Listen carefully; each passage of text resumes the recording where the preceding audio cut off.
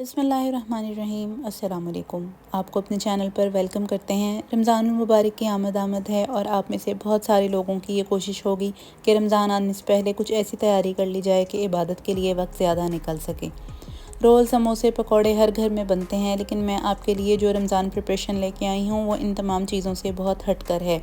रमज़ानुल मुबारक की इस तैयारी में मैंने आपको जो रेसिपीज़ दी हैं वो बहुत ज़्यादा टाइम टेकिंग है। मतलब वो रेसिपीज़ जिनमें टाइम ज़्यादा लगता है हम उनको पहले से बना कर रख लेंगे और इस वीडियो में बिल्कुल झटपट ये चीज़ें बनाकर तैयार करेंगे। ये वीडियो आपके लिए बहुत मुफीद और कारआमद साबित होगी। इसके लिए सबसे पहले मैं यहाँ आपको पापड़ी चाट की रेसिपी दे रही हूँ। यहाँ मैंने 2 कप मैदा लिया है, यानी आधा किलो। उसमें 1 खाने का चम्मच मैंने कॉर्नफ्लावर का शामिल किया है, 1 चाय का चम्मच नमक शामिल किया है और 1 चाय का चम्मच ही उसमें ज़ीरा शामिल किया है, हल्का सा क्रश करके। इन तमाम ड्राई अज्जा को हमने अच्छे से मिक्स कर लेना है और ड्राई अज्जा मिक्स करने के बाद मैंने यहाँ पे 2 खाने के चम्मच इसमें ऑयल शामिल किया है। पापड़ी में हमें घी इस्तेमाल करने की ज़रूरत नहीं है, नॉर्मल कुकिंग ऑयल शामिल कर सकते हैं। कॉर्नफ्लावर हमने इसको ज़्यादा देर तक खस्ता रखने के लिए डाला है, तो आपने कॉर्नफ्लावर का इस्तेमाल भी इसमें ज़रूर करना है। इन तमाम अज़ा को अच्छे से एक दफ़ा मिक्स कर लेंगे और फिर जो नॉर्मल टैप वाटर होता है उसके साथ हमें इसको अच्छे से गूंद लेना है। पापड़ी की डो बहुत सारी वीडियोस में आपको बताया गया होगा कि वो सख्त होनी चाहिए, लेकिन यहाँ हमें इसको सख्त नहीं रखना, बस एक नॉर्मल कंसिस्टेंसी जिस तरह से हम रोटी का आटा गूंदते हैं उसी तरह की ये डो होनी चाहिए। ना बहुत ज़्यादा सख्त होनी चाहिए और ना ही बहुत ज़्यादा नरम, क्योंकि अगर आप सख्त कर देंगे डो को तो फिर ये पापड़ी हार्ड हो जाएगी, खस्ता नहीं बनेगी। लेकिन अगर आप खस्ता पापड़ी बनाना चाहते हैं तो फिर इसकी डो को ज़रूरी है कि आप बिल्कुल नॉर्मल कंसिस्टेंसी का गूंदें ताकि ये क्रिस्पी और क्रंची बने। इसको आधे घंटे के लिए रेस्ट दे देंगे और रेस्ट देने के बाद यहाँ मैंने इसके पेड़े बना लिए हैं। आप जितना मर्ज़ी इसको बड़ा या छोटा बेलना चाहते हैं आप बेल सकते हैं। यहाँ मैंने 4 हिस्सों में डिवाइड करके इसको बिल्कुल रोटी की तरह बारीक हमें बेल लेना है। बिल्कुल इसकी जो थिकनेस है वो रोटी की तरह होनी चाहिए, बारीक होना चाहिए इसको।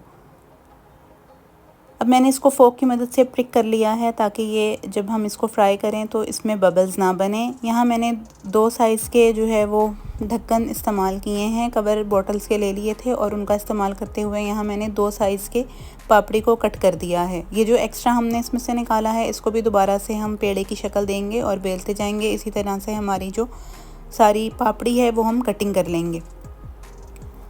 पहले मैंने छोटे कॉइन साइज़ के जो है वो पापड़ी के पीस निकाले थे। अब यहाँ मैंने बड़े साइज़ के जो पापड़ी के पीसेस हैं उनको निकाल लिया है और कट कर लिया है इस तरीके से।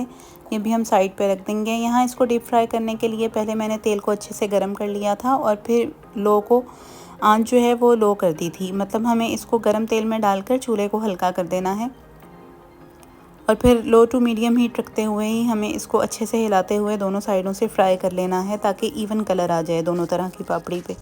पापड़ी बनाने की ये बिल्कुल परफेक्ट रेसिपी है, ज़्यादा इंग्रेडिएंट्स का इस्तेमाल नहीं करना। इस पापड़ी को आप 2 से ढाई महीने के लिए स्टोर कर सकते हैं। मैंने एयर टाइट जार में इनको भर के रख दिया था और ये आपकी ख़राब नहीं होंगी। रमज़ान ख़त्म भी हो जाए तो भी आपकी ये पापड़ी जो है वो लंबे अरसे तक चलेगी और 2 कप या आधा किलो मैदे से बहुत सारी पापड़ी बनकर तैयार हो जाएगी जो पूरे रमज़ान के लिए काफ़ी रहेगी। इसी तरीके से हमें ये जो बड़े वाले हमने पापड़ी के पीसेस कट किए थे उनको भी अच्छे से फ्राई कर लेना है। पापड़ी को ठंडा कर लेंगे और जैसे ही ये रूम टेम्परेचर पे आएगी आप इनको शीशे के जार्स में भर लें, ज़िप लॉक बैग में डाल लें। शीशे के जार ज़्यादा बेहतर रहते हैं इसको लॉन्ग टर्म इस्तेमाल करने के लिए। क्रिस्पी क्रंची पापड़ी बनकर बिल्कुल तैयार है। अब यहाँ नेक्स्ट प्रिपरेशन में हम जो है वो हरी चटनी या जो ग्रीन चटनी होती है वो तैयार करने के लिए जा रहे हैं। हज़मे के लिए भी ये चटनी बहुत अच्छी रहती है।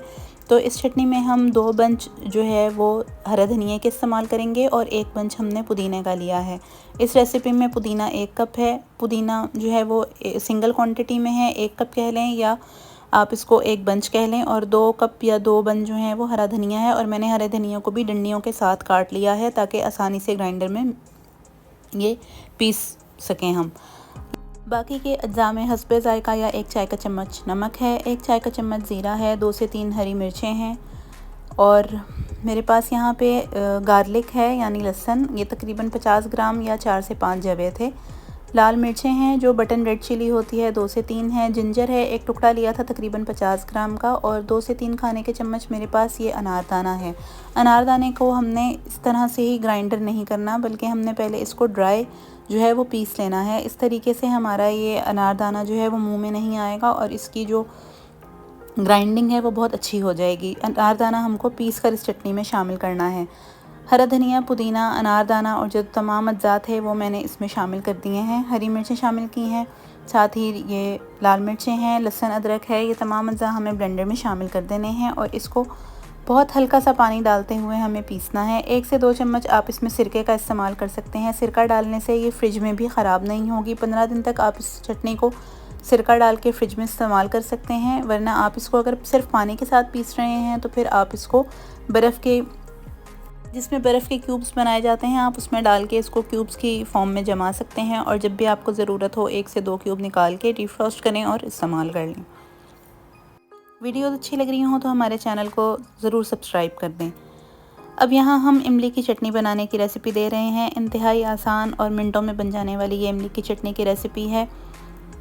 यहाँ इमली की चटनी बनाने के लिए मैंने इमली को भिगो दिया था आधे घंटे के लिए। 150 ग्राम इमली ली थी और उसको 1 से 1.5 कप पानी में भिगो दिया था। पानी में भिगोने के बाद मैंने उसको जो है वो हाथ से मसल लिया। आधे घंटे भिगोया, इमली नरम हो गई, उसको हाथों से मसल कर अच्छे से उसका गूदा निकाल लिया। बचे हुए गूदे में दोबारा से 1 से 1.5 कप पानी डाला और उसको भी अच्छे से हाथ से मसल लिया ताकि इसका जो सारा पानी है, एक्सट्रैक्ट्स हैं इमली के, वो निकल जाएं और हमारे पास जो है वो ठीक ठाक मिकदार में इमली का जो गूदा है वो आ जाएगा। अब इस सारे पानी को छानकर हमने एक स्टील की पतीली में जो है वो ट्रांसफ़र कर दिया है। कोशिश करें इमली की चटनी बनाने के लिए स्टील या तामचीनी का बर्तन इस्तेमाल करें, सिल्वर को अवॉइड करें। तेज़ आंच पर इसको एक बॉयल आने देंगे। जैसे ही इमली के इस पानी में बॉयल आएगा, हम इसमें 1 कप या 250 ग्राम जो है वो चीनी का शामिल कर देंगे। 1 चाय का चम्मच हम इसमें लाल पिसी हुई मिर्च का शामिल करेंगे और 1 चाय का चम्मच लेवल करके नमक शामिल करेंगे, या अपने टेस्ट के मुताबिक भी आप नमक और मिर्च इसमें शामिल कर सकते हैं, लेकिन ये क्वांटिटी जो मैंने आपको बताई है ये बिल्कुल परफेक्ट है। तेज़ चूल्हे पे हमें 1 से 2 बॉयल आने देने हैं और फिर मैंने फ्लेम को जो है वो मीडियम कर दिया था। मीडियम करने के बाद 10 से 12 मिनट हमें इस इमली के पल्प को पकाना है। इसी दौरान ये हल्का हल्का सा थिक होना शुरू हो जाएगा तो हम इसमें बाकी के अज्जा शामिल कर देंगे। तकरीबन 10 से 12 मिनट के बाद ये हमारा थिकनेस इसमें आनी शुरू हो गई थी। हमें इसको बहुत ज़्यादा थिक नहीं करना क्योंकि ठंडी होकर भी ये गाढ़ी होगी। अब यहाँ 1 चाय का चम्मच मैंने भुना और पिसा हुआ ज़ीरा इसमें शामिल किया है और 1 खाने का चम्मच मैंने इसमें सिरका शामिल किया है। सिरका इसकी शेल्फ़ लाइफ को बढ़ा देगा और ये चटनी बाहर रखेंगे तो भी 1 से 2 महीने तक ये ख़राब नहीं होगी। सिरका और ज़ीरा डालने के बाद बस इसको 1 से 2 बॉयल आने तक तेज़ चूल्हे पर पकाना है और फिर उतार कर ठंडा करके इसको हमने किसी भी बॉटल में या एयरटाइट जार में भर लेना है और इसको आप बाहर भी रख सकते हैं फ्रिज में, तो ये 3 से 4 महीने तक ख़राब नहीं होगी। अब नेक्स्ट जो रमज़ान की तैयारी है उसके लिए मैं आपको बेसन के बड़े बनाने की या भल्ले बनाने की रेसिपी दे रही हूँ। तकरीबन ये भी हर घर में रोज़ाना बनाए जाते हैं, तो आपको इसको रोज़ फ्राई नहीं करना पड़ेगा। बस निकालेंगे, इसको पानी में भिगोएंगे और फिर दही में डाल देंगे तो आपके ये दही बड़े बनकर तैयार हो जाएंगे। इसके लिए मैंने आधा किलो बेसन लिया था और इसको 2 से 3 दफ़ा छान लिया था। जितना बेसन छान कर इस्तेमाल करेंगे उतने अच्छे बड़े बनकर तैयार होंगे। यहाँ 1 चाय का चम्मच नमक शामिल किया है, 1 चाय का चम्मच भर के लाल मिर्च का शामिल किया है और 1 चाय का चम्मच इसमें अजवाइन का शामिल किया है। इन तमाम ड्राई इंग्रेडिएंट्स को अच्छे से हमने मिक्स कर लेना है और फिर जो नॉर्मल टैप वाटर होता है उसके साथ हमें इसको अच्छे से मिक्स करते हुए फेंट लेना है। हमें इस मिक्सचर को बहुत ज़्यादा गाढ़ा भी नहीं करना और बहुत ज़्यादा पतला भी नहीं करना। वीडियो में आप इसकी थिकनेस को चेक कर सकते हैं। मैंने इसको बहुत ज़्यादा पतला नहीं किया है क्योंकि फिर ये हमें तलने में मसला होगा। तकरीबन 1 कप पानी मैंने इसमें शामिल किया है। 2 कप बेसन था तो पौने से 1 कप के दरमियान आपका पानी इसमें जाएगा। अच्छे से मिक्स करते हुए हमें इसको फेंट लेना है और 2 से 3 मिनट के लिए फेंटना है। फेंटेंगे जितना ज़्यादा उतने ही ये अच्छे बड़े बनकर तैयार होंगे। यहाँ मैंने आधा चाय का चम्मच सोडा लिया है, मीठा सोडा जो होता है, और ज़रा सा पानी डालकर उसको भी इसके साथ अच्छे से मिक्स कर लिया है। 5 मिनट का रेस्ट देंगे और फिर 5 मिनट के बाद इसको एक दफ़ा फिर से इसी तरह फेंट लेंगे 2 से 3 मिनट के लिए। इससे जो हमारा मिक्सचर है वो बहुत ज़्यादा क्रीमी और फ्लफ़ी हो जाएगा। आप देख सकते हैं सोडा डालने के बाद मैंने इसको फेंटा है तो इसका कलर चेंज हो गया है। अब यहाँ मैंने डीप फ्राइंग के लिए एक कढ़ाई ली है और उसमें ये हाथ से छोटे छोटे से बड़े बनाकर इसमें शामिल कर दिए हैं। आप चाहें तो पाइपिंग बैग में भर के उससे भी ये बड़े बना सकते हैं, लेकिन उसमें साइज़ छोटा बड़ा हो जाएगा। मैंने यहाँ पे हाथ से डाले हैं तो ये एक जैसे साइज़ के बनकर तैयार होंगे।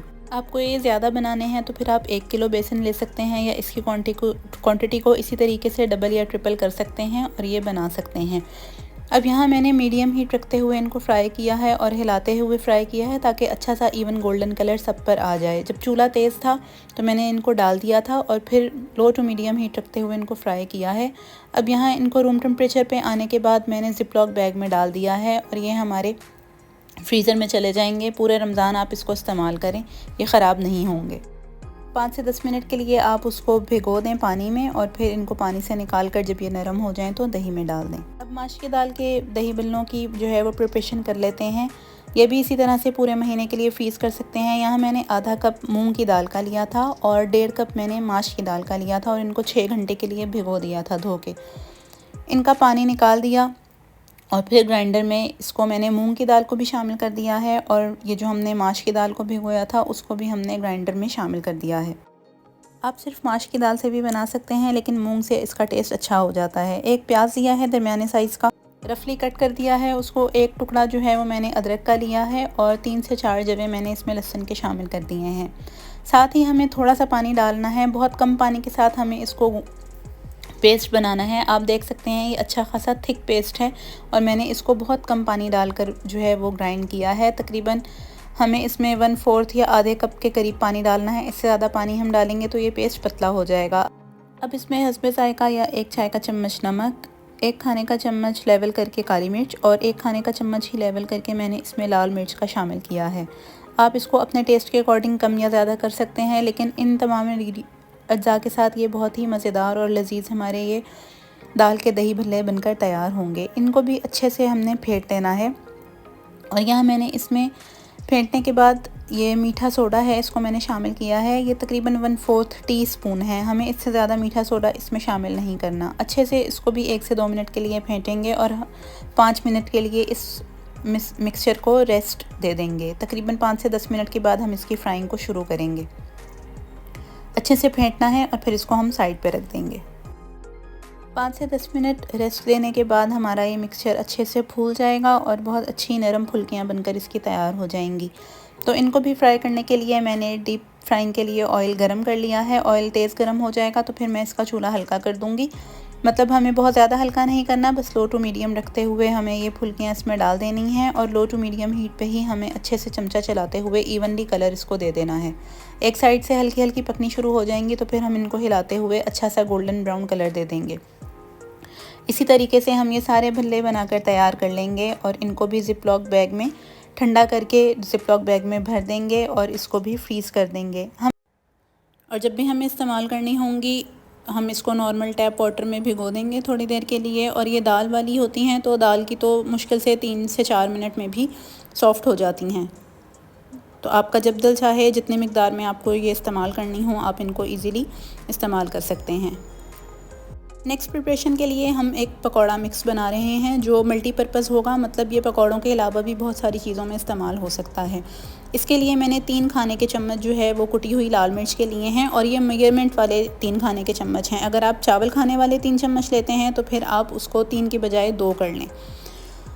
तो 3 खाने के चम्मच कुटी हुई लाल मिर्च के हैं, 3 खाने के चम्मच सूखा धनिया है उसको भी कूट लिया है, 1.5 खाने का चम्मच मैंने इसमें ज़ीरा लिया है उसको भी हल्का सा मैंने क्रश कर लिया है और 1.5 खाने का चम्मच ही मैंने कसूरी मेथी का लिया है उसको भी हल्का सा हाथ से क्रश कर लिया है। 1 खाने का चम्मच भर के चाट मसाला लिया है, 1 खाने का चम्मच ही लहसुन लिया है, लहसुन का पाउडर है ये भी बहुत अच्छा फ्लेवर देता है पकौड़ों को। 1.5 खाने का चम्मच मैंने इसमें नमक का लिया है या आप हस्बे ज़ायक़ा भी डाल सकते हैं। साथ ही अजवाइन ली है, ये 1 चाय का चम्मच है और हल्की सी क्रश की हुई अजवाइन है। 1 चाय का चम्मच लेवल करके हल्दी है और 1 चाय का चम्मच लेवल करके ही मैंने इसमें मीठा सोडा शामिल किया है। ये वही सोडा है जो अमूमन हम इस्तेमाल करते हैं घर में। इन तमाम अज्जा को हमें बहुत अच्छे तरीके से आपस में मिक्स कर देना है। अच्छे से यकजान हो जाएं तो एक हमारा ये मसाला बनकर तैयार हो जाएगा। आप चाहें तो इस मसाले को एज़ इट इज़ इसी तरह से इस्तेमाल कर सकते हैं और इसको मिक्स करके बॉटल में भर सकते हैं। आपको जिस चीज़ में ये इस्तेमाल करना हो ये आप पकौड़ों में इस्तेमाल कर सकते हैं, बेसन में मिक्स करके इसको आप जब आलू की जो हम कबाब बनाते हैं, टिक्कियाँ बनाते हैं, उसमें यूज़ कर सकते हैं। इवन जो बेसन की कोटिंग के साथ कबाब बनाए जाते हैं उसमें भी आलू के मिक्सचर में हम ये मसाला मिक्स कर सकते हैं। तो ये मल्टीपर्पज़ मसाला है। एक दफ़ा आप ये बना कर रख लेंगे तो फिर आपका टाइम जो है वो सेफ़ हो जाएगा। आपको हर बार मसालों के जो है वो डब्बे खोलने की ज़रूरत नहीं पड़ेगी। आपके पास ये मिक्स रेडी होगा, जिस चीज़ में आपको डालना होगा आप इसको डालकर इस्तेमाल कर सकते हैं। लेकिन यहाँ मैं पकौड़ा मिक्स बना रही हूँ इसी से। तो मैंने यहाँ 2 से 3 दफ़ा छना हुआ बेसन लिया है। बेसन, जब भी आप बेसन या मैदे की कोई भी चीज़ इस्तेमाल करें, बेसन और मैदे की क्वालिटी का ध्यान रखें कि उनकी क्वालिटी अच्छी हो और आप उनको छान कर इस्तेमाल करें। 2 से 3 दफ़ा छना हुआ ये मैदा है और ये 750 ग्राम है। 750 ग्राम मैदे में मैंने हाफ़ कप जो है वो कॉर्नफ्लावर का ऐड किया है। आप चाहें तो चावल का आटा या कॉर्नफ्लावर इसमें शामिल कर सकते हैं, आधा कप। अब जो हमने पकौड़ा मिक्स तैयार करके रखा था वो सारा मैंने इसमें शामिल कर दिया है। आप इसे अच्छे से मिक्स करके जार में भर लें, किसी बॉक्स में डाल लें, या आपके पूरे रमज़ान के लिए काफ़ी होगा। जब भी ज़रूरत हो थोड़ा सा इसमें आप सब्ज़ियाँ मिक्स करें और इसको यूज़ करें। मज़ीद प्रिपरेशंस के लिए आप काली मिर्च, गरम मसाला पीस के रख सकते हैं। चनों को बॉयल करके फ्रीज़र में रख सकते हैं। उम्मीद है आपको आज की वीडियो अच्छी लगी होगी। नेक्स्ट वीडियो में भी मज़ीद आपको प्रिपरेशंस बताएंगे। अल्लाह ताला हमारे और आपके रिज़्क़ में बरकत अता फरमाए। नई वीडियो के साथ हाजिर होंगे, तब तक के लिए